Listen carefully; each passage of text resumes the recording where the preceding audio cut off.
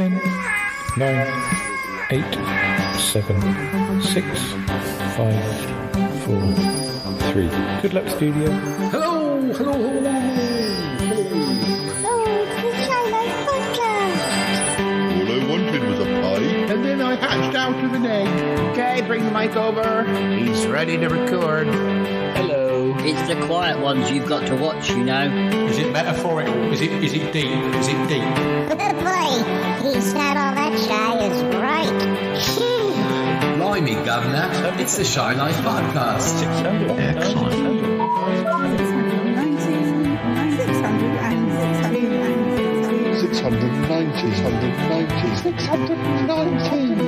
690. Bonjour et bienvenue au podcast The Shy Life. Hello and welcome to yet another episode of the Shy Life Podcast with me, Paul the Shy Yeti. How are you doing? I'm all right. Well, what are we going to be talking about this time? Well, we've got a special guest who's never been on the show before. That doesn't happen very often, does it? No, we've got a friend of mine called Jakey who is a gamer, but we'll be talking about that and we'll be talking about other things he likes. And whilst I get ready, I think we'll just run the theme music, and I think Yeti Uncle John and Cromitty are just going to be looking after him in the waiting room, and then we'll have a chat. Yeah. So run that theme music. Darling, it's the Shy Life Podcast. Yes, but it's a positive thing, Paul. The highlight, the Shy Life. You won't find a cast of characters like this everywhere. Hello, Paul. I'll go anywhere for potato. Delicious. Hello, Gappers. Oh, you quite like a big bang, don't you? Oh, yippee. Go Shy Yeti. Oh, he hasn't found out my secret. Maybe he has. If you thought that was bad, just listen to this. Yeah, I'm strangely drawn to Yeti Uncle John's ankles as well. But has the Shy Life Podcast slowed down? I don't think so. It's all gooey and meaty and yum. Has anyone seen my hot sausage? Oh, I can't wait for it to begin. It's the Shy Life Podcast. I like that, yeah. Marvellous, Paul. Hi there. Oh, Yeti Uncle John, is Mr. Jakey here yet? Hello. Hello. He is. Look, there he is. Blimey. Hello. Hello, sir. I mean, Jakey, how are you? It's nice to meet you. My name's Yeti Uncle John. I'm a Yeti who's an uncle who's called John. Yeah. Please take a seat. I think Paul will be with you in a minute, but this is my colleague Cromitty. Hello, it's very nice to meet you. Yes. You'll find it a very comfortable and relaxing podcast. So we have a range of drinks before us for you. So just help yourself. And thank you. I think he'll be here in any minute now. But yes, have you ever done one of these podcasts before?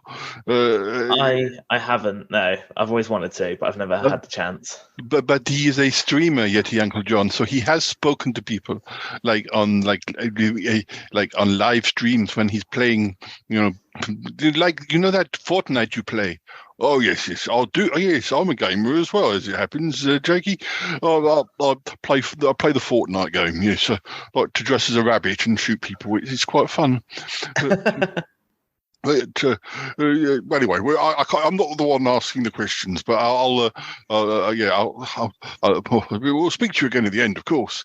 Yes, we will. Okay. Yes, it's very nice to have a young gentleman in the studio for a change, not these old guys that usually turn up. Don't let me say that, Cromitty, for goodness' sake. Oh, Jakey, there you are. How are you? Hello, I'm good. How are you? I'm all right. It's all right. Thank you. Yes, we've got everything we need. All right, then. I'll go off. I'll go and sit in the corner. Yeah, okay. Sorry about that. Sorry about them. It's very nice to meet you. Very nice to meet you. Thanks, Cromitty.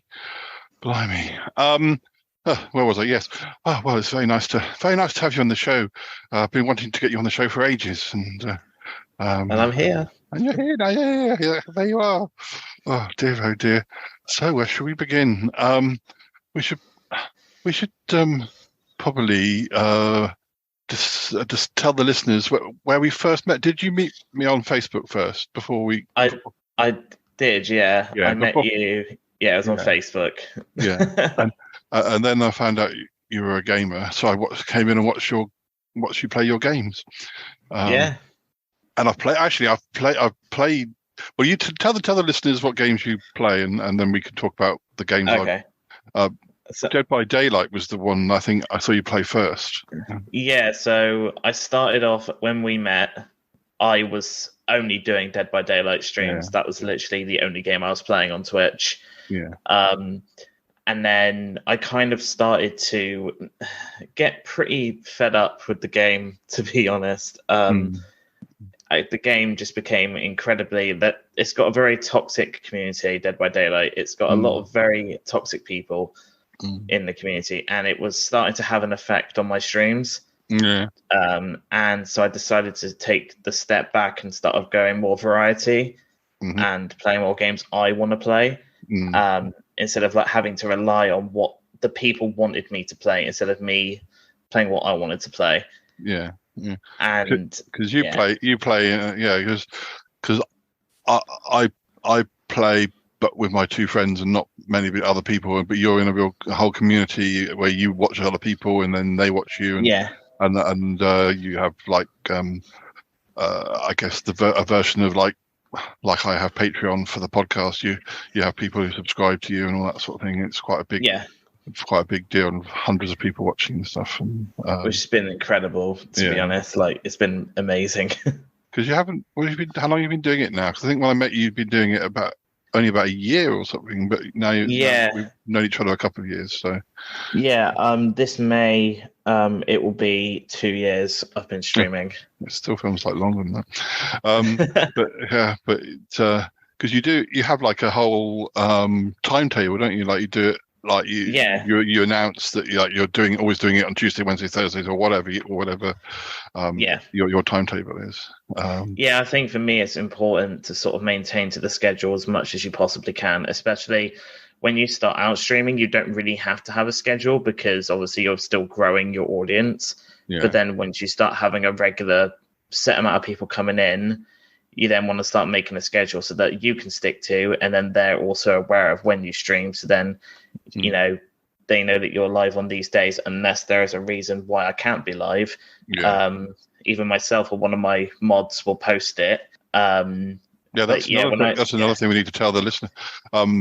For those who don't know, these sorts of you have like a moderator, which is like what mods is, and they'll keep an eye on the chat room, because when it gets really busy, and you do get people, you even get people who are like, we'll tell them more about Dead by Daylight in a minute, and then the other games. But for Dead by Daylight, you sometimes get people who, because you don't know, you can know the people you're playing with, but sometimes you go into a game and there's people, or the person who is the opposition, they get cross because you've beaten them, and they come into they find your chat room, and they'll come into your chat room and start being unpleasant. And so you need a moderator. You need a moderator to chuck them out or ban them or whatever, or to politely tell them to shut up. and most of the time when those kinds of people have come in, they literally only try and fire homophobic slurs at me because they'll look at the tags I've got on my stream. And then they'll try and attack me basically on the premises of like what tags I've got. They won't say that you're rubbish at the game. They'll just more or less just like start being homophobic or whatever like that. And I don't know, like they don't last literally 10 seconds if they come in. So because one of my mods will ban them pretty much instantly. I was going to try and be a mod, but I can't be on as often as I'm so busy doing the podcast. I haven't got the time to be a proper mod. I understand that. It's just like, I think to be a mod, it is a lot of commitment. It is. And especially if you're a streamer yourself, like, because I stream and I mod for 2-3 people. Luckily, they stream in the day. So unless they are live when I go live, I do lurk. I'll leave a lurk in their stream or whatever for them. But it definitely is a very big commitment. A lot of people just think, a moderator can just, all they have to do is just time people up, but they have to manage the chat.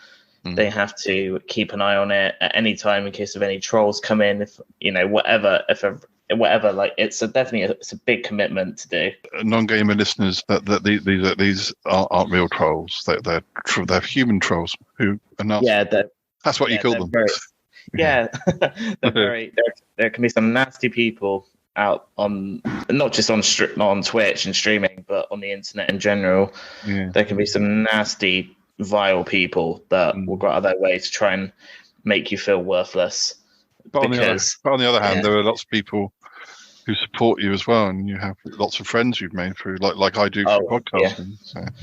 Yeah, I've made an amazing group of friends that I see them more like family now. Like I've met my best friend, who's one of my main mod, Jack. He's now my best friend. So like he's done pretty much everything for me in terms of like making sure my Discord was back up and running, making sure that, you know, when we first met, he was like, right, I'm going to be a regular mod for you. He actually did the research, and he's been here almost a year. So it's crazy. He's been a mod for me for almost a year. I sort of did live streams for my podcast. I did a once a month situation, but the trouble was, because the station that I'm with is American, and the time I wanted to do it, I'd get one or two of my friends, because you're only doing it once a month as well. People forget, or it's on a Sunday and they're doing something else. They're coming home, and I did it for quite a few years, but I then decided that the main people who were in the chat room were people that I would normally podcast with anyway. So I now do like a show with them every month, not live, and then we just put it out as a podcast, because ultimately that's where the listeners are. In my case, although they do a live streaming weekend where all the podcasts that want to come on, and then you do it. So I still do a live show once a year, and then that's a bit different because it's a big weekend and people are staying at home, especially to listen, and because I like to kind of put myself through as much pain as possible as far as being complicated, and kind of, particularly if I'm only going to do it once a year, I kind of do characters or sound effects or whatever, and it's tiring. But what was I going to say?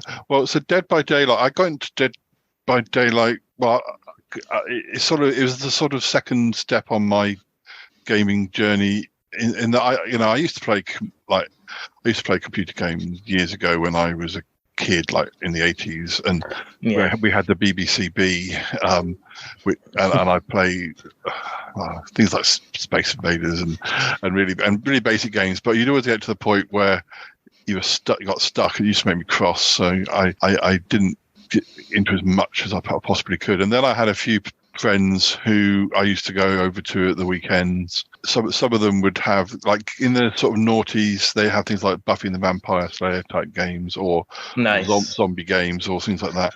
And they let me play, but then it got to the point where I would kind of wake up at 2:00 in the morning and sneak out of the bed and start playing again. So I like on school nights or work nights, and I thought, yeah, this is getting quite addictive. And I also when I got stuck, I'd go on those sites where they give you the cheats, and I think, I'm not really playing it properly, am I? And a couple of people I knew were like that, and in fact one of them had two gaming systems. He had his old set up and his new one. So when I was over, if he fancied playing, he could go off and play his own game, or the game that he on his new set, and I was in the lounge playing with his old games. But again, if I was staying over, I'd tiptoe in at 3:00 in the morning and be playing. This is bad. So I don't actually own a gaming setup. But then, like 2 years ago, or maybe slightly more, two of my old friends that I do podcasting with and have known like for 30 years and have done creative stuff with for years, they were playing Fortnite, and I used to watch them. And it kind of appealed to me, seeing all the sort of things you could do, and the silly, how some people take it really, really seriously. And of course, we'll come to this in a minute, but you play Fortnite, don't you? So yeah. You know what I'm talking about, and we have had an episode on the podcast where your Uncle John was playing Fortnite, but Andrew and Warren, who I play with, I sort of, I don't really want to get like I don't really want to sort of get a game. I don't want to get an Xbox or whatever. If I could play on my laptop, and then I discovered you can play on Fortnite on your laptop. So all I needed to buy was I just bought a nice new laptop because my old one had gone kaput, and I decided I can't remember, even though it was only 2 years ago. I can't remember whether I bought the laptop thinking, oh, well, this what, because I don't know much about like what's a good laptop, and my old flatmate is in IT, but he only really knows about laptops like that are in his whatever his work say. These are the ones you have to have. So he didn't really know how. He could only say, well, we have these relatively cheap ones because the whole company has these relatively cheap ones. Right. So I bought. What is mine? Just a second. I can't remember. Oh, what does it say? A Lenovo, and it was advertised as a gamer's laptop. I don't know what the capacity is, like what makes it such a good laptop for gaming. But so I got that, and to start with, the first week or two, I was just playing on keyboard. I didn't even have a controller, and that was difficult. And so I got a controller, and then I found I was just able to play like you're playing on an Xbox, and it was I didn't have to take over the TV in the living room or get in anyone's way, right? And I could talk to my friends as I was playing. And sometimes Andrew streams it. In fact, he was streaming us playing yesterday. So I've sort of become a sort of streamer, but I'm not the person who owns the account that the stream goes out on. So right, I've been playing it for like 2 years almost now, and gone through because as you know. And the listeners might not know, but this game is set on an island, and you're running around and you're doing objectives, and you can dress as different characters, and you can take it very seriously and shoot people, but you can also take it hide in bushes and do ridiculous things. And we're much more on the ridiculous things. At the moment, I'm dressed as Ash from Evil Dead. I think if you've got time if you've got time after we finish recording, then we'll have a game and you'll see what I look like. I like that. And it doesn't cost anything, or it doesn't have to cost anything.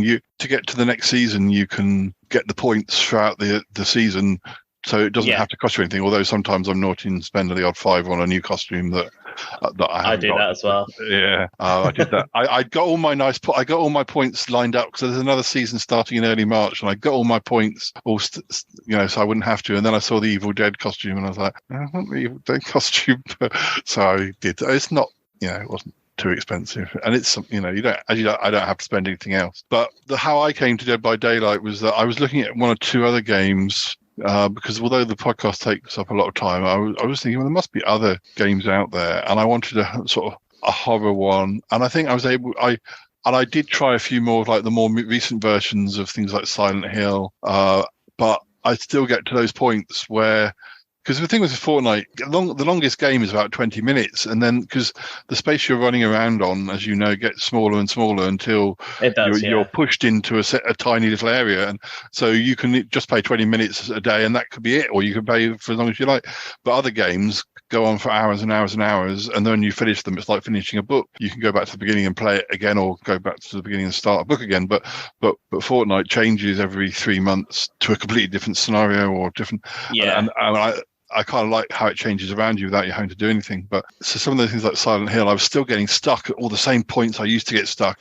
But I found out about Dead by Daylight, but I did find it quite difficult to get the hang of it because I didn't really know what I was doing. I didn't really know I really needed to have met you, so you could at least, because since we've met, because this must have been a few months before I met you, and I played it a little bit and then not really got on with it that well and kind of pushed it aside and kind of gone back to Fortnite because I was always playing Fortnite and I only have so much time a day to play. And but then when I met you and we were playing, you were at least able to kind of advise me a bit. So I've got a little better than I was, but then playing with your friends who play it more, I still feel like a bit of a dunce and that I might not. I don't know all of the ins and outs of what some of these things. There's quite a lot of little intricate little bits and pieces, and or like what does that thing mean, or could I be doing better with it? But I have learned a little bit more, and I'm a little bit better. But yeah, it's weird because you're in a team of 4 people, and the idea is that you survive long enough to escape the area you're trapped in. And but it's not just about you surviving. You're really it's that point where you're kind of, is it just, do I just need to make a dash for it? Are the people that are left, you're not going to better save them, and you're just going to end up dying as well? Or do you go in there and try and save them? And it really, it's difficult, isn't it? For me, it's kind of like, because I play with a group of people that know how to play it strategically. Yeah. It kind of depends on also who the killer is. that we're playing against. I mean, I more or less I would consider myself a killer main when I play Dead by Daylight. I'll only play Survivor now when I play on stream with with friends or whatever. I don't play off stream at all anymore. But yeah, I would still consider myself to be a killer main. So I really got used to the killer mechanics more than the Survivor mechanics. We should explain to the listeners. We should just explain to the listeners that you can play as the victims, or you can play as, say, I don't know if they've ever done Freddy Krueger, but they've definitely done famous sort of baddies, haven't they? And you can be a 1 versus 4. You can be the one that's chasing them. It's pretty much like that. Yeah, there's like licensed killers, there's non-licensed killers. Yeah, there's loads of different killers and stuff, and obviously the game will never probably stop being. I mean, they're thinking of like probably the next. But it's like I've been playing DBDs since that came out, and that came out in 2017. So the game has gone over dramatic changes. I've been playing Fortnite since 2017. So back watching Fortnite from 2017 to watching it now, just like it's. I mean, obviously there's now the no build mode or whatever like that. There was no sprinting back on it. Back when I first ever played it, it was like when you're walking about everywhere. That was how it was. Like it was very slow paced, but it felt more like you were actually playing a survival game. Do you know what I mean? It's like now, even though I still love the game, don't get me wrong, I love it. I've seen the progression, I've seen the journey of both of those games. And I remember thinking back when I first played, especially Dead by Daylight, I was like, oh my god, what is this game? I don't know what I'm doing. And then I kind of realized that, so because there's not a non-ranked mode in Dead by Daylight, whereas with Fortnite you can now play ranked competitive versus non-competitive. And I just remember, because obviously the whole ranking system's now changed on Dead by Daylight completely. You can now just hide in a locker the entire game and you can still get a pip. Whereas it's the same with Fortnite. You could get a win by hiding in a bush the entire game. They're just emerging in the last 2 minutes. Yeah, literally. But I do like the fact that there's a chance that I could actually win. Like yesterday, I got a first. It's not that often. It's not that unusual to get a first. I don't get it every game by any means, but I often get in the top 10, and once or twice or more a week, I get a first, and that's even playing solo. So I feel it makes me. It doesn't make me cry. I've never been cross with Fortnite. In the way that I would get when I got totally stuck, because I occasionally in Fortnite they do those little games that you used to get, those puzzle games in some of the games I used to play, and that's where I'd get stuck, and my brain just would be like, I can't be bothered to work out whether it should be a diamond, and occasionally they have done that on Fortnite where they had a thing with Indiana Jones last year, and you had to get into this cave and you had to angle something in a certain way, and I just had no patience with it. But I did it with a friend who kind of said, "Well, I'll keep an eye. I'll run around and try and help you, or because obviously people are running around trying to shoot you, and you can't, which is not necessarily the case when you're doing those old other puzzle games. Usually it's quite quiet, but when you've got people running around trying to shoot you and you're trying to work out a puzzle, it can be frustrating. It can be. But it's not as bad as being chased by a knife wielding killer who hooks you on a big hook. But that is true. But what other games do you play that I may not have seen you play? I know I've seen you play other ones, but I don't necessarily know the names of them. I play a lot of like single player role playing games like RPGs. I've been playing. I started Mass Effect again yesterday, which you were there for a part of it yesterday. Yeah. I've been playing a bit of the Fallout series. I've been playing. I've been playing a lot of Disney Dreamlight Valley, which is basically the Disney version of Animal Crossing, if you put it in that context. I've seen some cute ones, some ones with cute animals. Yeah. I play loads of different games, really. That's the joy of being a variety streamer, is that I can play whatever I want. And, I can play indie games, I can play cheesy games, I can play serious games, I think because I try to add humor into my streams, just because of how I react and how I act with the games. Like I can make a boring game look fun if I put my spin on it. Do you know what I mean? If there's other games that people may find boring, I could add my own like sort of like different, you know, persona onto it and try and make the stream like laughable, so that people can go, yeah, I don't like the game, but the way Jake plays it, like that's just on a different level kind of thing. But yeah, I love playing loads of different games, to be honest with you. Kind of more or less depends on what mood I'm in and what I like to play. Is because my friend was saying to me, I watched him, like he's been trying to go on every day so he can build his following up a bit, and he sometimes he's playing like 8 o'clock in the morning, and he sort of said, "Oh, if you're up, can you just go on? You don't have to watch, but can you just go on to Twitch?" You say if he gets far enough, he could start earning a small revenue. That from is it. right. That's right. You can. Do you aim to get a revenue, or do you get any revenue from? I mean, I get a small revenue from my podcasting, but it is only very small. I do get revenue from my streams. The most I've ever earned is over $1,000. Wow, that's cool. Through like subscribers and gifting bits and everything, and like people using their Prime subs and everything, and like, I'm never sure how that works out your end, when you know how important it is to follow, or how much do you, because I have a prime sub, and I always, if I, you're about the only, I did watch a few other channels, and I have there's another group of podcasters. In fact, I think that's why I knew about Twitch is I think you came and watched them once, or you watched one of them, Isaac and Declan from That's a Shame, who aren't, I don't think they're podcasting at the moment. I don't think they're playing at the moment either. But that I used to watch them quite a lot, and so I knew about Twitch, and they've been on my show a few times. But so I knew about that, but I wasn't sure about using my Prime sub, how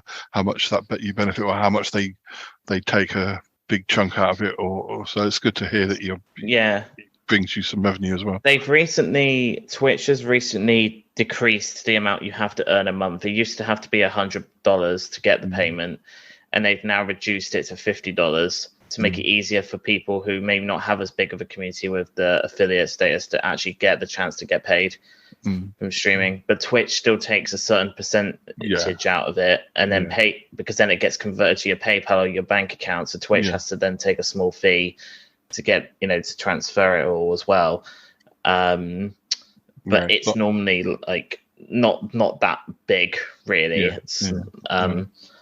But for me, it can be depending on how much I get a month kind of thing. There could be some months where I'll earn probably about £200, and there's maybe the odd month where I earn about 700, 800.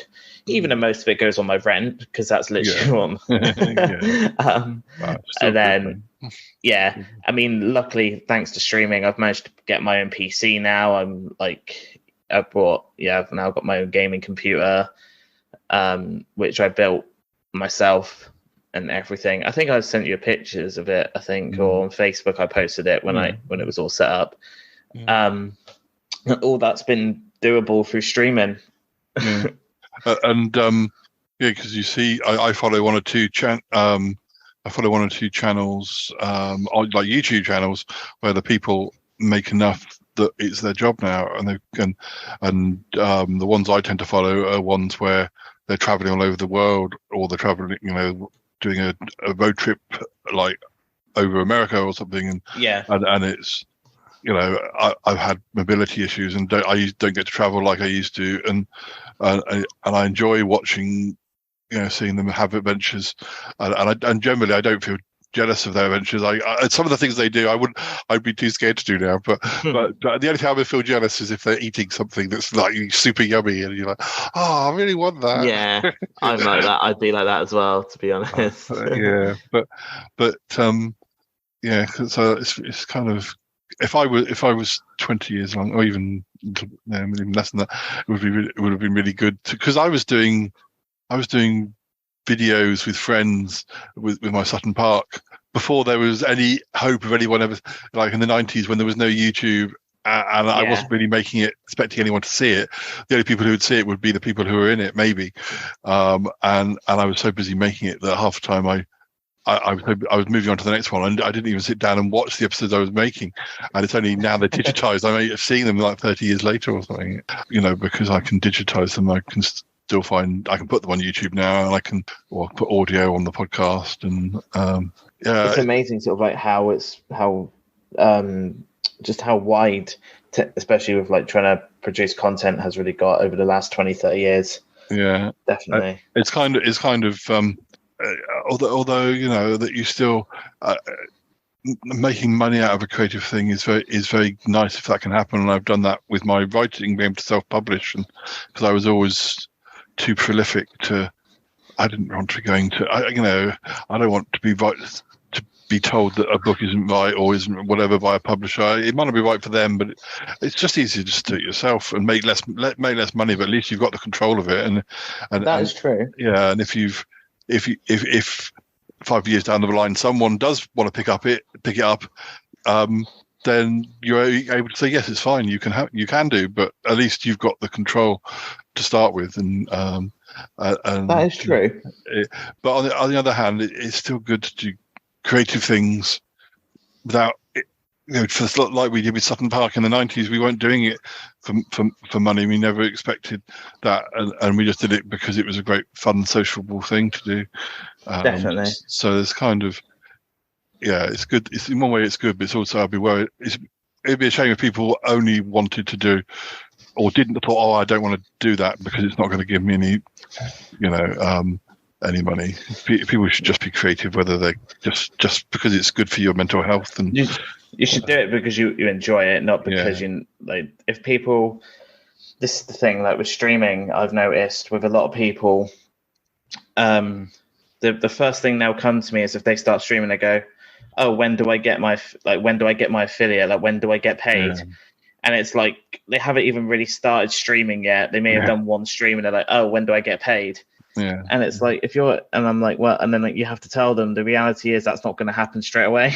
No. For me, I started streaming I started streaming in 2021, but at that point, it was still the pandemic was still very heavily, based. So a lot of people were still indoors, and stuff. Even though people were starting to like venture back out and slowly doing more things, I kind of chose the right time to start because I knew that if I'm going to start streaming, it has to be at a point where there's going to be more people that are going to be able to interact. Yeah. Because a lot of people were obviously still indoors and stuff, and also I was doing a job placement at the time and I really wasn't enjoying it, so I kind of just started streaming because I needed something else to do because I was coming home from work every day hating it, and I thought, I'm going to start streaming because this is something I've always wanted to do. I got all the equipment at the time prior, even though I didn't have a computer, I had to stream from my Mac, which was painful, very painful. Yeah. I did that for almost a year and 9 months, really. And then it was only about 2 months ago I actually got my PC. So up until about 2 months ago, I was still using all the same equipment. Yeah. What would you say to? Because like when I started doing my podcast, I kind of thought about it, and initially I thought, okay, well, I need to sort of start this by the end of this was like in about 3 or 4 months. I'd make lots of plans, and then I thought, no, I'm just going to go out and start it, and then I'm just going to do a pilot episode, and I just did it that day, and I found out how to do all these like logos, and it was all just Googling things, and I've always kind of like, if I make all these plans, I'm never going to do it. It's best to just start doing it, and presuming you can get on and play the games, would you say it was the same? Just get on with it, do it, start it. Don't sort of think about it for months and months.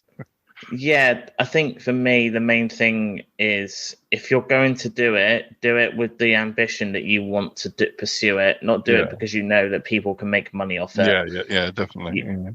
You should be I'd say just take the plunge. If it's something that people have been thinking about doing, then go for it. Take the plunge. I've managed to get people that they were thinking about it to start streaming, and now they've started and they haven't looked back. Yeah. It takes time. It takes a lot of work to do, because a lot of people think it's just you sitting behind a microphone talking, playing a game, but there's actually a lot more to it than that. It's about maintaining that interaction, making sure that you're playing games because you want to play them, not playing them because they're going to be popular. Because I've seen so many people like fall under the radar trying to stream big games like Fortnite and I don't know, like Call of Duty and Apex and all that, and they think it's going to help them grow straight away. Unfortunately, the reality is it's not like that. And also, I think when I started, it's important to network as well. Like I think sometimes, like particularly in lockdown, things like that, I often went onto streams just to hear the chatter. I wasn't always interested in the games that they were playing always. But I like the conversation in the chat room, and you got company. It's good. It's good about more or less about the streamer. It's not just about the game. It can be about the streamer, like hanging out with a friend and checking in on them, and the best ones like yourself check on their viewers as well. So. Yeah, I think for me that's just how it's always been engraved. Like, because I know when I've seen other people streaming, half the time they just don't reply to the chat. Yeah. Even if there's about 10 people, they'll just read the chat and won't say anything. With me, I like to try and create conversations with people. I try to get to know a lot of my community on a one-to-one basis, instead of just obviously that we're all part of a community, we've all come together, but I like to have different conversations with different people, because I like to actually get in, I want to know them individually as a person, not just as a viewer, kind of thing. My friend Warren and I have different relationships in a way. If I'm playing with all three of them, we're quite boisterous and silly, and and sometimes Warren sides with me, or Andrew sides with me, and there's banter and it's fun. And if I'm playing with Andrew, we have a different. He's very helpful for me because he's always ahead on the objectives. Yes. He helps me. If I'm with Warren, we start talking about life, meaning, and everything, and I'm running about, and we're having this really interesting. It's the sort of conversation you'd have at 3:00 in the morning after drinking lots of beer or something, in the kind of weird topics. We don't tend to drink when we play, but not there's any. We did at I had been at New Year, but anyway, that's another story. But it was like playing, and we're having this feeling. There's somebody shooting me. I'm like, what? I'm just having this interesting conversation. But, it's kind of weird.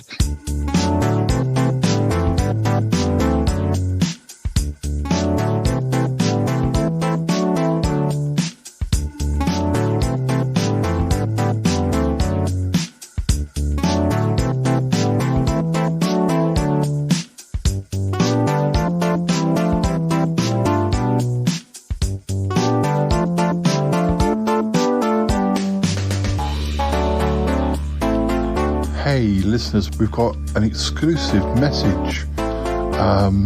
It's from Edward III. Yeah, the actual historical king person. Yeah, remember we went back in time last year, Lisa and I. Well, Lisa nipped back and she visited Edward III to let him know he'd won his award. And this is the message that they recorded together. It's very exciting. I'm hoping that Lisa and I will go and do more time travelling soon, but anyway, we'll have to see. It's quite technological, as you can well imagine. Anyway, here comes the message from Lisa and Edward III.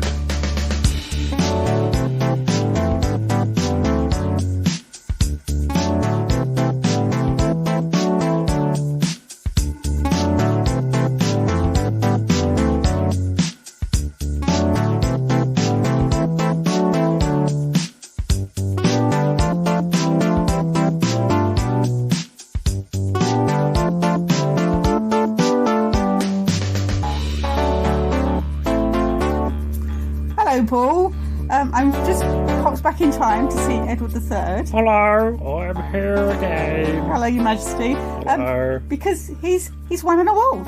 I've won an award? You've won an award, Your Majesty, yes. You have been voted Great Britain's greatest monarch. The greatest monarch? The greatest monarch. Wow, that's remarkable. Yes.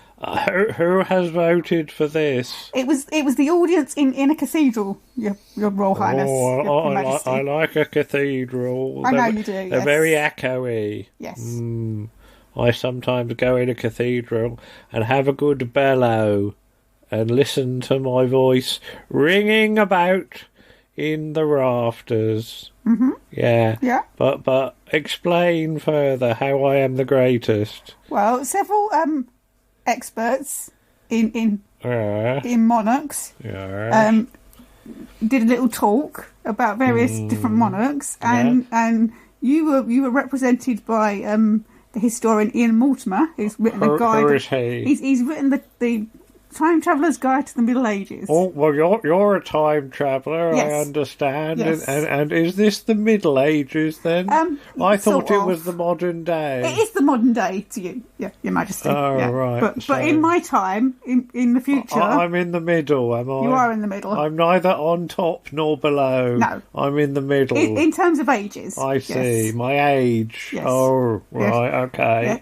So all of these historians presented their case, and I think the audience decided, and they voted for you, Your Majesty. So you're telling me that I beat off all the competition, did You I? did. Who did I beat off? Well, they all come after you, Your Royal Majesty. Well, it's all right. It's not a spoiler. No, you don't. Give me some names. Well, they beat off your sort of great grandson, Right. Henry V, Right. and Henry VII, who is kind of related to you, but very loosely, and his son Henry VIII. Is everyone called Henry? Yeah, there's after a lot me? of Henrys. Yeah. Oh. It's a very popular name. Is it popular? Yeah, there's a lot of Edwards as well, though. Oh, that's good. Yeah. I like an Edward. Yeah. Well, I am an Edward. You are an Edward. Yeah. Oh, and you beat King John as well. Oh, well, is that good?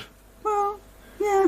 Yeah. Yeah, he's not really that... He lost something, didn't he? he lost his crown jewels. He lost his crown jewels. In the wash. Whilst he was washing them? No. Oh, Whilst he was dear. crossing something. And then they fall off and roll away. Deary me. Yes. Well, do I get a certificate? I'm not sure, Your Majesty. I can get you a certificate. I would like a certificate, because Okay. then I could dub him Certificate, Right. and he could be on my round table. I'm still working on the round table, you know. Oh, good, Your Majesty, good. Because I have to decide what sort of wood I'm going to make it. Right. Because I need the right sort of wood. I don't know whether to have a hard wood or a soft wood. What would you advise? Whatever Your Majesty wishes. Well, because there's all sorts. There's oak, there's ash, there's elm. I understand there's a thing called balsa wood. Yeah, I wouldn't make it out of that, Your Majesty. Would it be too rickety? It would be, yes. All right, I see. But yeah, I like it. I'd like to choose the right sort of wood. Mm-hmm. Well, I must say I'm very pleased to win this award. I assume there is no cash prize involved. No, Your Majesty, no. It's just the honour. That's a shame. Well, I like a good honour. You do. Speaking of honours, how is your garter? Is it still fitting good? And Paul, hello Paul, I remember fitting you with your garter. You wanted it really high up, didn't you? So it would not droop. I hope your garter is still firmly attached. I believe it is, Your Majesty, yes. Yes, well, I want to thank you. I thank you everyone who voted for me. I do think you've made the right decision, because I am the greatest. That's what they say. I float like a butterfly. Is that right? Yes, Your Majesty, yes. And sting with a bee. Yes. Yes. Well, what? I thought of another wood I could have. I could have ebony. I could have Your ebony Majesty. for my table. Yeah. And maybe some ivory as well. Ebony and ivory. Mm-hmm. They could live together in perfect harmony on my round table. Right. Yes, Your Majesty. Don't you think ivory might be a bit heavy? What?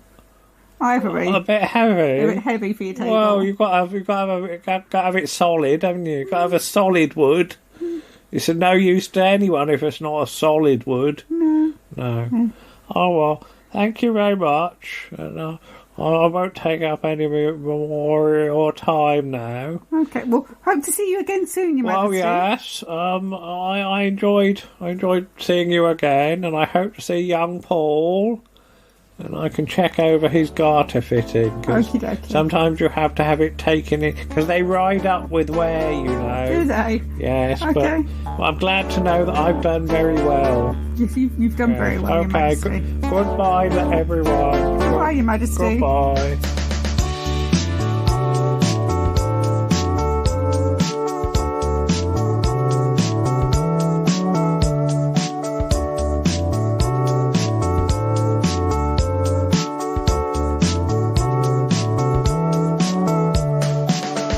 So, yeah, one thing I was going to ask you about other things as well, Jake, but I was going to ask, like, where are your viewers? For, what's the furthest country or whatever that your listeners, not your listeners, your viewers? I'd say the furthest is New Zealand. Yeah. Mm-hmm. Mm-hmm. I have a viewer, who I've I've known for about 2 months now. Yeah, he lives in New Zealand. Yeah. So that's the furthest. Obviously, I've got a lot of people in the UK. I've got I've got a viewer from Denmark. I've got viewers from America. I've got I have 2 from Japan. I've got a listener from Japan who's a fan of Dealey, my cat.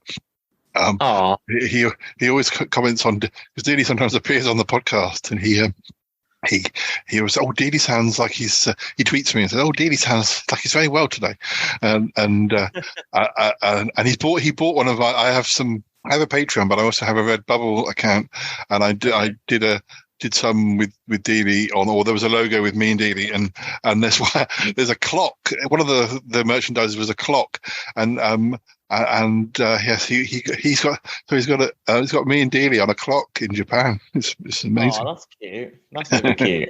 Yeah. Sorry. Yes. Because when I got into podcasting, it's because I've been listening to Pride 48, an LGBT podcasting station in America. So a lot of the shows I was listening to were American based, and I hadn't really found a community in the UK that was like that. I mean, right. We've kind of made our own little one, because I also do TV, like old TV podcasts and there's a network of us who do that, and the people who do that appear on this show. We've kind of made our own little, but it's not like a station like Pride 48 is a station of shows, and they used to do events and meet and greets, and I had hoped to go over there at one point, but with health and pandemic and stuff, it sort of this is not like to happen at the moment. But yeah, so some of my listeners are definitely in the States, and some of my collaborators and other podcasters, we appear on each other's shows. They're in the States, but it's sort of a bit like you said about playing the sort of games you wanted to play. I was the same with the podcast, and that I didn't want to just pick one genre. I didn't want to just do a film podcast or just a music podcast, or wanted to kind of do whatever I wanted to do, really. It's because I think it's important that you do cover a lot of topics. It's the same with gaming. Like, if you can build a really big community playing like the one game or whatever, then if you can do it, then props to you. But there comes a time and a place where you just get burnt out by that one game. Do you find that your viewers are more just interested in that you are the main thing, and they don't mind what you play, or do some people only turn up for certain days? Or nowadays, I'd say I've more got a community that love watching me for me, for the person I am. But when I started, the community I had were only interested in Dead by Daylight. So if let's say, for example, I was going to play, I don't know, like Mario Kart. I did a Mario Kart stream back a couple of weeks after I first started. When I was doing Dead by Daylight originally, I used to have about, this is back when I first started streaming, I think I had about 15 viewers at one point. And then when I did a Mario Kart stream, my viewers literally only had about 4 viewers the entire stream. Yeah. And that is a huge drop in viewers. And I think at that point it was like, wow, so if I only play Dead by Daylight, you're going to watch me, and And now I've got a community of people that genuinely just love me for like me. Like it's nice to now get out of that. And I've had to tell people like, don't get yourself trapped in that environment of playing just one game. Like get to know people by playing other games, or play other games yourself. And I've had to tell people like it should be your stream about you, not about what game you're playing. Are there any rules that people told you when you started that you thought they're 100% right? Or also, are there any rules that you were told and you'd think now, what a load of rubbish. I'm glad I didn't listen to them. Yeah, one of the rules that I was told was don't do self-promo in other people's chats. Don't go into their chat and say, oh, I'm about to go live. Can you guys come and check out my stream? That's a big no-no, because there's a 95% chance you'll get banned from other people's chats straight away. I was told to not put, there's a lot of, when I started putting tags on my streams, I was told by people, oh yeah, you shouldn't put the gay or the LGBT tag on your streams because you're going to get homophobes. Originally, I was like, yeah, you're right, but then I thought I'm not going to hide my identity just because if anything comes my way, I can handle it. Yeah. And yeah, it was mainly just like don't self promo. Another one is there's a lot of users on Twitch. There's a lot of people that will use you to get what they want, and then they'll cut you off.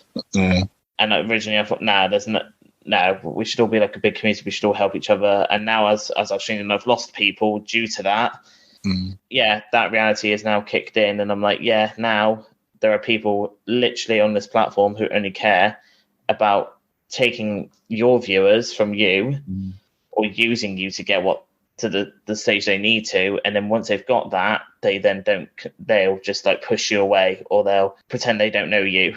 And that's happened a few times.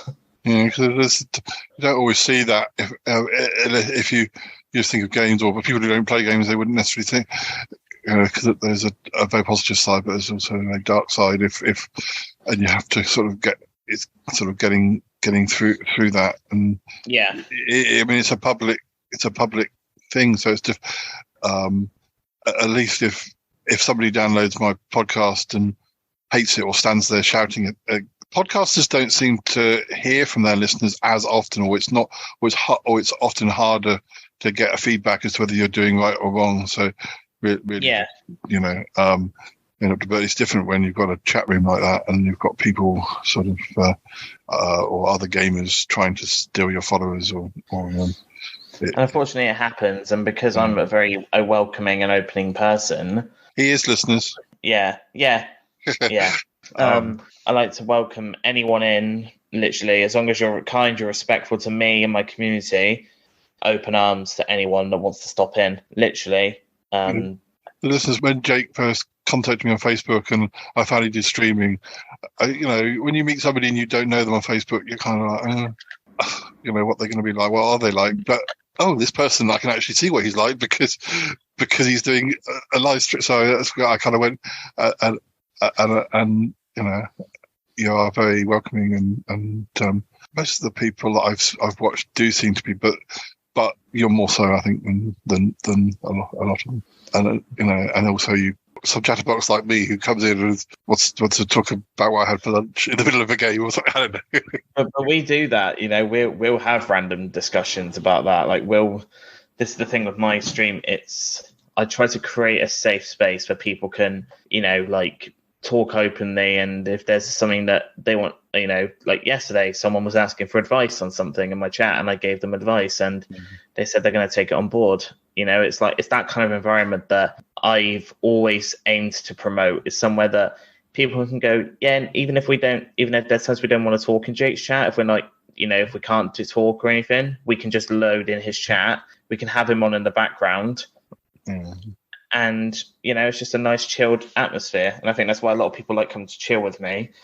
It's because of that. I mean, sometimes I listen to the conversation. I don't even, because sometimes when I'm putting my podcast together, there's a lot. I watch a bit, but I need to get a podcast out, or I'm loading things up, or I'm mucking around with files, and I can't be looking at the screen the whole time. But I can use it as like a radio station or talk radio station, and so I can listen to it like it's a podcast, and then come come back in and watch a bit more, and then come out and be in the chat room for a little bit, and then out of the chat room, and then you don't have to sit there with it like 100% like a TV station or something. But well, I was going to say, it'll come back to me what I was going to say, but I was going to say people told me about podcasting. Always keep your show. Don't go over like half an hour, or do this, or technology is the sort of. And I've always kind of thought I'm a podcaster who kind of says you can just do it on your iPhone, right? You can do it. You can record on your iPhone, or you can record on, sound quality is great. And it's important, but there are some people whose sound quality is amazing, but their content is okay. And after a while, it's like the same each week, and you kind of get bored that way. So I'd rather be the slightly less great sound quality podcast that does completely weird things, and you never quite know what's going to happen. Some people like, to know that this basically is going to be, just people talking about their week. It's going to be, it's a safe thing. It's a comfort thing. But I eventually get, when I'm listening to podcasts, I like a podcast that's an hour or an hour and a half. I often save up short podcasts and listen to 3 at once or something, because otherwise, you're looking for the next podcast almost as soon as you start listening. And true. So I think the good thing is everyone's got their own way. Some people only have that 20 minutes, or they listen on the drive to work, or listen to on their commute, and it fits in with people's sort of timescales and things. Oh yeah, definitely. Yeah. Well, we might come back to podcasting later. We might have you back again if you want to come back. But I wanted to ask you about. I know one of the things I was going to say is that through listening to you when you've been playing a while, and it's like way past your tea time, and you're like, so guys, can we do a poll? What are we going to have? McDonald's, or we have to vote on what you're going to eat, and all kind of sort of. I much prefer Burger King over McDonald's, or I much prefer, and I'm like that. Talking about that. What I was going to ask also is what I know sometimes when it's special occasions you do like tell us what your average show would be, and tell us what the longest show you've ever done. My average streams are about 5 hours to 6 hours ish. Yeah. And then the longest stream I've done is 26 hours. I didn't realise it had gone to 26. I remember, was that for an anniversary, like a year anniversary or something? Yeah, it was for my year anniversary. It was literally, I think it was a week or so after I got internet, after I moved to my flat. Yeah. I said, right, I'm going to do a year anniversary, because I had moved before. Basically, I said, when I come out, I'm going to do it like a delayed anniversary stream, because I'm not going to have internet straight away when I move in. And yeah, basically the stream just blew up. Like literally it went crazy. And someone said, if I give you 25 extra subs, will you go on for a bit longer until you literally can't stay awake? So yeah, I basically did a 26-hour stream. And that was crazy. Do you have a little drinky sometimes? You don't have a little drinky every time, do you? I know sometimes. No, sometimes I have a drink on stream, but I have to be careful with put drinks on stream. It's because Twitch doesn't allow you to show the bottles on stream, because obviously it's against like TOS. You can drink, but you can't like show you the bottles. It's the same with like you can't take your shirt off or anything on stream because it's against TOS. If you take your shirt off the camera and sit on the stream, that's fine, because it's not actually you taking it off, or like that kind of thing. Yeah. But yeah, I've got drunk on stream quite a few times before. Yeah, I've had because I know podcasts who have like a drunk episode, or usually for some special occasion or something. The nearest I've done to that is sort of along the lines of doing a TV. Like the TV review episodes I do with other people for other people's shows. My friend Nick and I, when I go and visit my friend Nick, we sort of in the afternoon and that up through the evening, and then we have a takeout and we have drinks. So we did we watch shows, but we didn't, for copyright reasons, we didn't put clips from the shows particularly, but we did comments when we talk about, oh, we just watched this episode, and it was fine. But as the evening went on, by the time we were watching our fifth film or whatever, I was kind of like, Nick's going to tell you what we watched, because I'm too sleepy now. I can't. So we have done a sort of that, but. As long as you enjoy it, that's the main thing. Do you know what I mean? It's trying different things, and particularly with the podcast, I like trying. Okay, well, let's do. We've done episodes where we've had a random word generator, then a word comes up, and we try and think of an anecdote from that word, or we do sort of like party game type.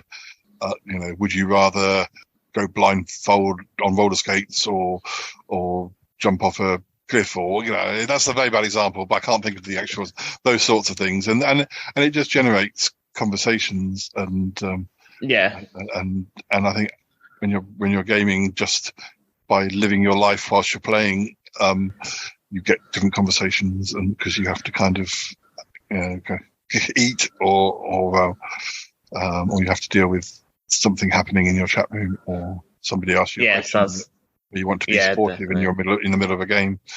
Definitely. I suppose it's a bit like, because I enjoy the improvising side, and you do have to kind of improvise because you don't know, as you say, people might want your advice on something, and you're just kind of, you can only offer advice as a friend or from your own experiences, but people, some people do like to talk to friendly people rather than like a professional, say. Definitely. Just because it's difficult. Sometimes it's difficult to talk, and it's difficult to even get yourself in a situation where you might be talking to a professional, even though that might be the way that some people would say that's the best way of doing it. It's not always. That's a problem in itself. Whereas you might talk to the guy that you watch the stream sort of thing, because you've learned to trust them, or you've begun to sort of feel like they're friends, which they are. I always hate it when people say, "Oh, you've never met that person. Oh, they're not real friends." And I think, what a load of old rubbish. It's like how open I am with you. It's like, because I trust you and everything, and I can go to you about stuff. I can talk to you about stuff. So I completely agree. I've got friends in America that I've never met, and I've done so much creative stuff with them, and it'd be nice to meet up. But and maybe it will happen at some point. But I have a lot more an emotional contact, or sort of know more about people I podcast with, or than I do people that I have met and who aren't that good at keeping in contact or whatever. I don't really know. You still see them online, but I don't really know what's going on in their head anymore. Whereas, some of my online friends, I know a lot more about their lives because we talk. So it just seems that sort of comment just seems to come from people who don't have friends online, so they just think, oh, it's rubbish. They think, you can't be friends with people online. You've got to be friends with people. They're not proper friends. Yes, that kind of bull crap. Yeah, I've had that many times. I'd like to get you back on the show another time. I'm sure there's other things we can talk about, but we've got about another, 10, 15 minutes. So I always wanted to ask you about things like music and films and things. I know you're a big fan of 80s music, even though you weren't even born in the 80s. But I'm a 90s baby, but I'm a fan of the 80s. Yeah. Is that because sometimes I think I was? Yeah, I think it's because of my mum literally listens to it still every day. My dad listened to it. My mum listens, she likes Madness, she likes Wham, she likes all of that stuff. My dad likes Level 42, he likes Talk, he likes Flock of Seagulls. He likes the I'm trying to think, slightly more alternative or lesser. Yeah. And then I kind of got introduced. Sorry, because I remember you talking about. I think I asked you on a stream, what song would you pick from the 80s, and you said "Flock of Seagulls." So I was quite impressed because they're not like in the top. They're not huge. They're not. They only had one or two hits. So I was like, oh yeah, he knows his stuff. I do, yeah. And I think it was just because like I enjoy it, and like for me, I can just really, it's that kind of music that really cheers me up if I'm having a like sort of a crap day, kind of thing. But yeah, it was kind of how I was raised. My mum like listens to Madness and Wham and Duran Duran and all that, and then my dad was like more into the other kind of 80s, even though he liked that, like Level 42 and Flock of Seagulls and just loads of different groups. And then I kind of just took both and then thought, right, okay, I like both. Yeah, I'm kind of like you. And even though I was there when I was in the 80s, and I was born in 73, so I was like between the age of 7 or whatever and 17 or something like that. That's probably not right maths, but anyway, I was a little bit influenced by what my parents wanted me to listen to, and then I decided but I was, compared to them, I was a lot more of a magpie and much more collect. You don't just listen to an album; it completely takes over your life, and you're totally obsessed with it. And I.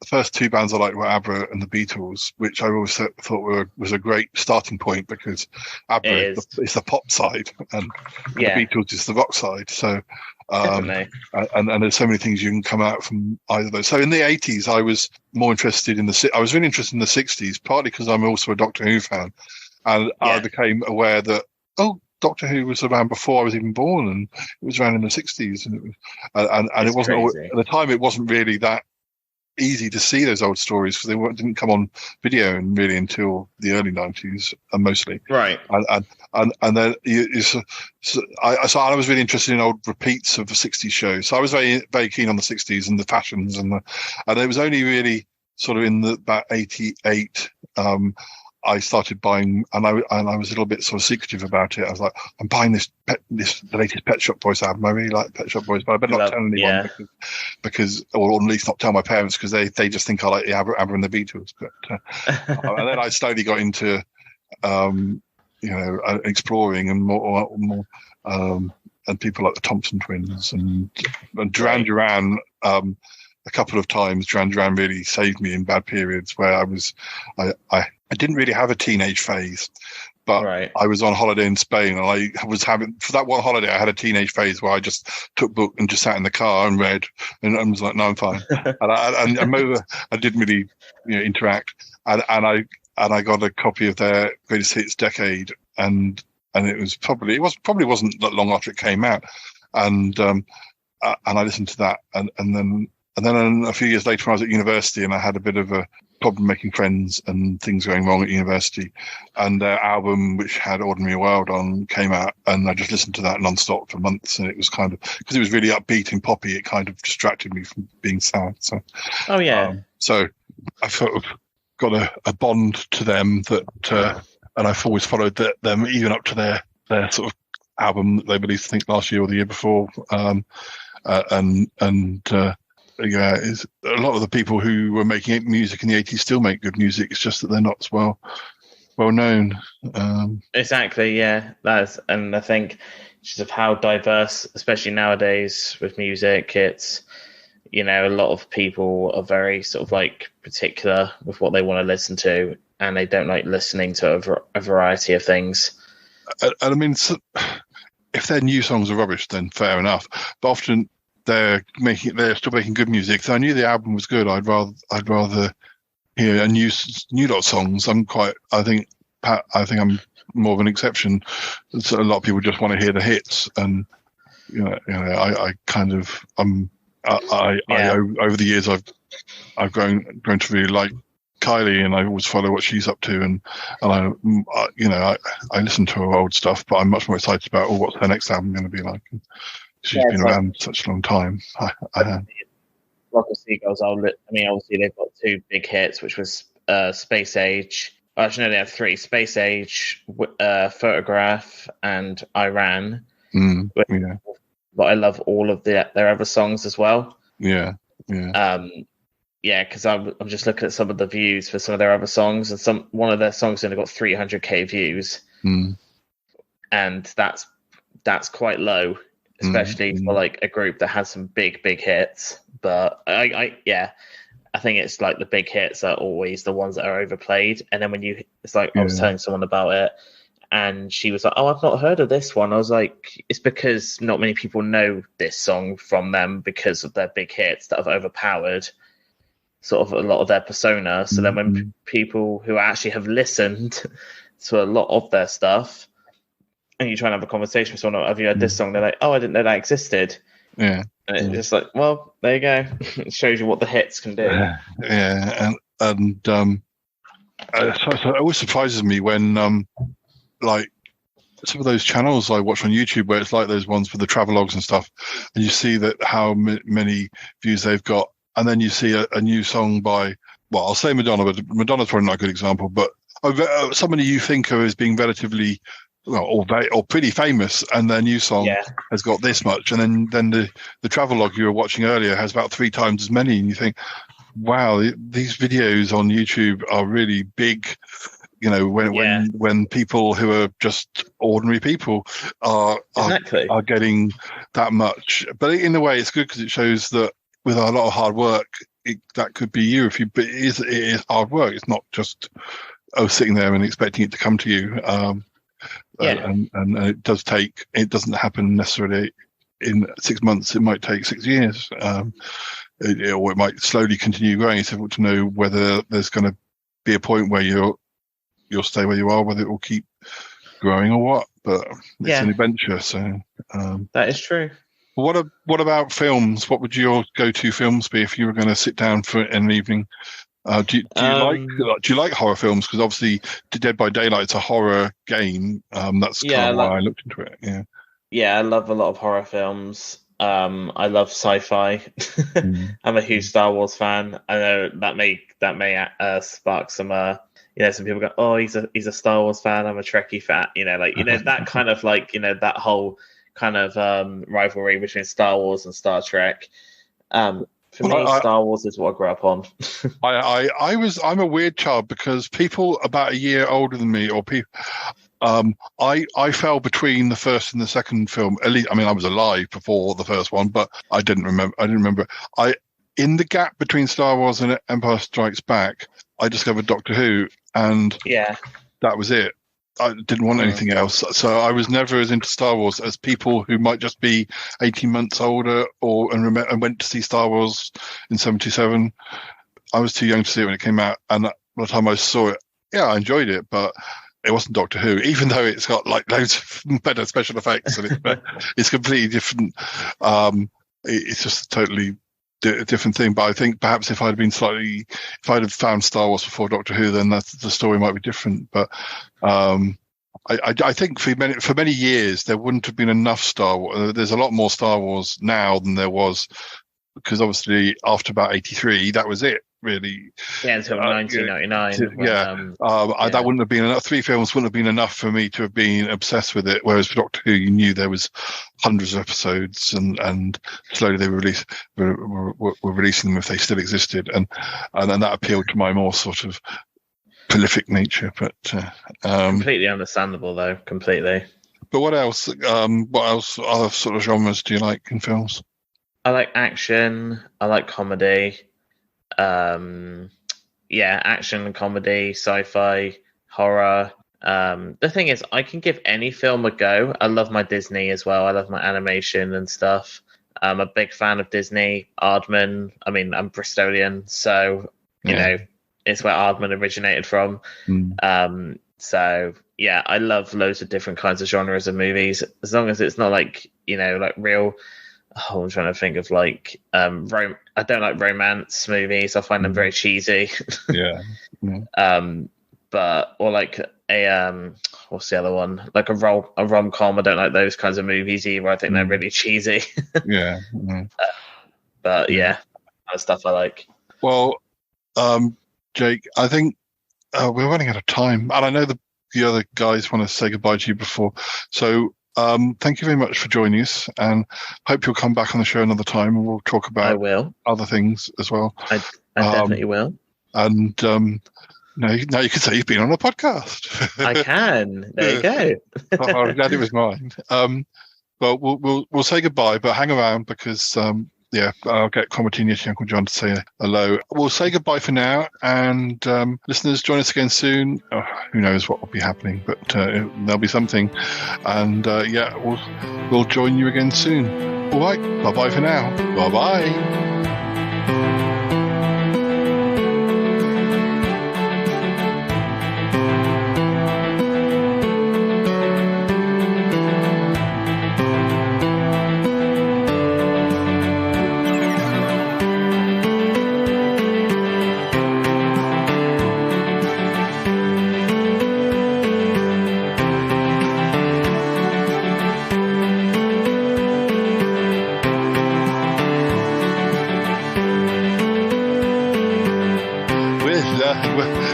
Jake, what did you make of being on the podcast? Was it all you thought it would be? I did. It was really fun. It was nice and relaxed, nice and chilled. You know, it was like having a general conversation with Paul. Yes. So it was really nice. Oh, I'm glad you enjoyed it. Now, let me beware you. I warn you of Yeti Uncle John. Now, he's a bit of a wheeler dealer. He always has something on the go. He invented a few years ago laptops made of cheese because he thought it would be, you could play on your laptop, and if you got hungry, you could just bite a bit off. Didn't work very well, but he's always coming up with something. The other thing he does is he gets these knockoff merchandise. Sometimes from like superhero magazines and things, but he tries to print them himself, and all the ink comes off on your hand. If he says to you, when he says goodbye, when he speaks to you, if he attempts to try and sell you anything, just ignore him or be polite, but I'm sure he'll have some gamer merchandise, but it won't be genuine, so don't believe him. So he is my friend, but he thinks he has seen somebody who is new. He thinks that he can get rid of some of his merchandise. And I know that you're not a sensible chap, so thank you. Anyway, well, I hope you come back on the show soon, and I'm glad you survived. Well, we don't have trolls on this show because we have a troll filter. They can't get through. They get stuck in the grate. So,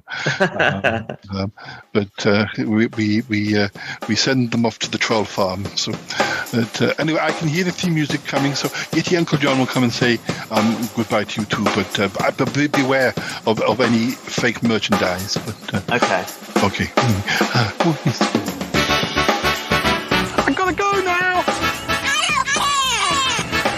Bye. Gotta go.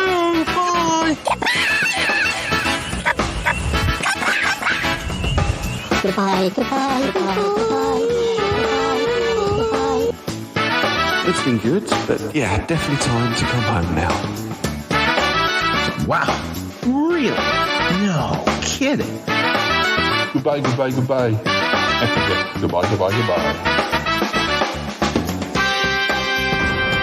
This show is part of the Pride 48 network.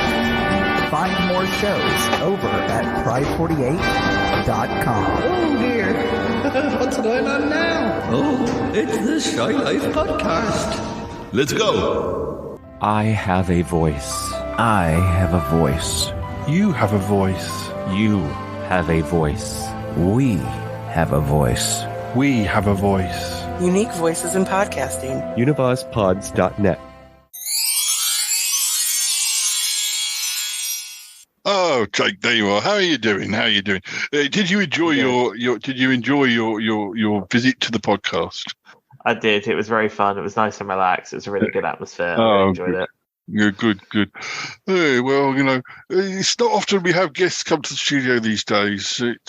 It's quite technologically advanced, as you can tell. Well, it's not, but I like to tell people if nobody can see. So you must tell people that it's technologically advanced. Quite a technologically advanced person myself. I've got lots of merchandise and things. You might be interested. I've got some wonderful gamer merchandise. I've got this wonderful for Fortnite thing. It's think it's. Oh, they haven't spelt it right. They spelt it fortnight. But anyways, apparently that's what things were going to be like right at the start. That's how it was going to be spelt. So this is like from 2016 or something, when it was very early days. I've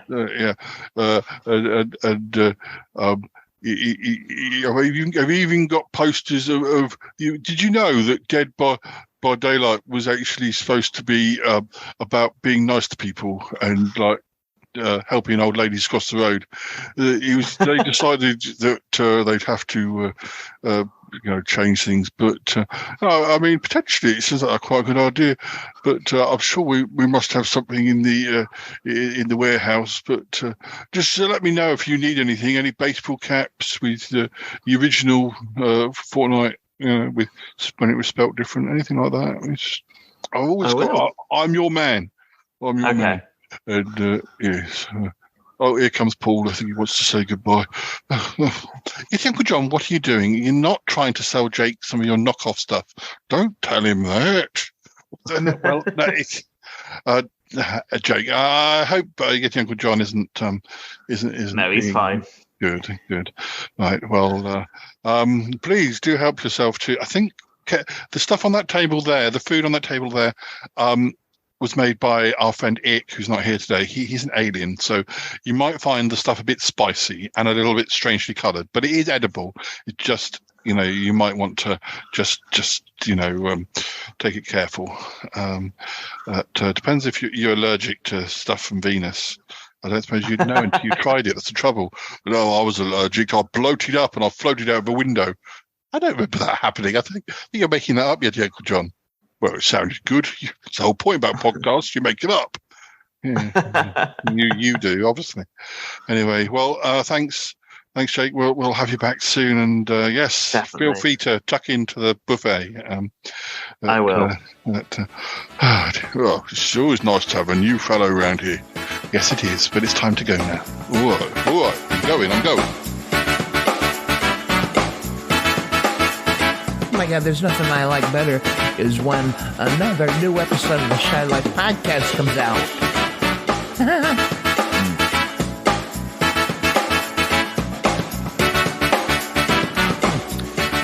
I haven't been on Paul the Shy Yeti's little podcast in a long time.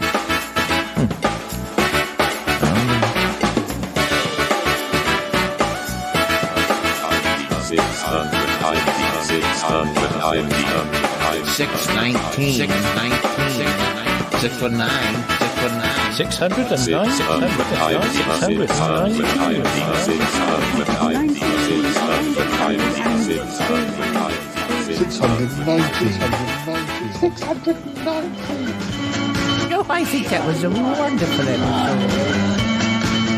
I don't know. It's like he puts out 20,000 episodes a month.